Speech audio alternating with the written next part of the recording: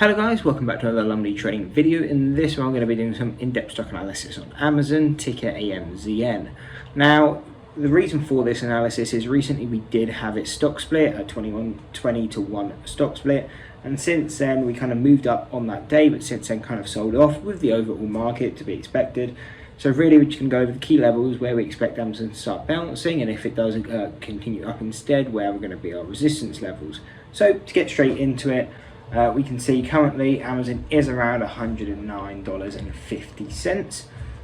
And we have just rebroke that first deviation on the daily, which is around $114. And we're pushing down to the first deviation on the 4 hour at around $105. So right now, this is going to be our first level of support that we're paying attention to. If it can bounce on here, then we would expect to push to 114. However, if that level fails and then we push down, really, we're going to be looking at $100 as our next support, and the reason for that is that it's relatively low to that 52-week low that was recently created, and also it's going to be a big psychological level, that $100, where a lot of buying pressure will most likely come in. However, if that level is broken and we do continue that bit lower, then we're going to have a target around 24.50, as that's the second deviation on the 4 hour, on the daily, and then at 84.50, which is going to be the second deviation on the 4 hour. And again, if it continues down even lower, then we're going to have around $75 and also $63. Now, I do have to say, I think, the $75 and the $63 are quite unlikely to happen.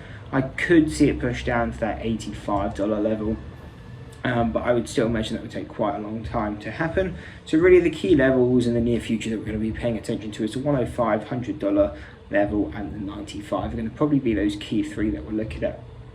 Now, if buying pressure starts to come in, whether that's now or once it comes into one of these levels, where we're going to be our targets. So if you're buying the stock long and you're looking for a relatively safe target to get out on, we're really going to be looking at the 125, because that is statistical mean, and when we're using something like standard deviation, it is a mean reversion strategy. So really that's all we're ever trying to trade to, and we're just trying to trade to that reversal to the mean. So if we're trading it long from a lower level, from the 113s or below, really our target is going to be 125. Up to a max of kind of 133. However, we tend to just pick the closest deviation because there's more chance of it hitting that, and sometimes you end up reversing before, like we kind of saw in this case. Amazon came up to 125, and that's where it ended up pulling back, hit that first deviation but couldn't quite hit the second, and that's why we tend to just lock in the profits coming into the first one, or at least the majority of them. But if we can end up breaking these levels, again, we probably wouldn't hold long through here, but if you are, our next target is going to be 146 and 153, and these would be our targets where we look to lock in.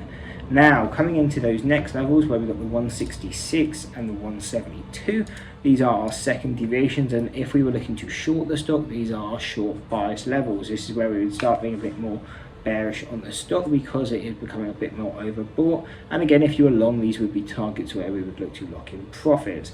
And then at an extreme, we'd be looking at 186 and 192. So if we were to hit these in the short term, again, that would be quite extreme, and it is definitely something where we would look to be very short bias on, and if you were long, definitely to be locking in profits. The reason for that is you don't expect to see stocks outside their third deviations. It's just very rare, especially on the blue chip side of things. So if you do see these kind of stocks up and towards their second or third deviations, that's usually when you can trade the reversal of them. Anyway, I hope you enjoyed the breakdown on Amazon. If you did, don't forget to drop a like and subscribe. Hope to see you in the next one, and that's it. Peace. And maybe I'm crazy.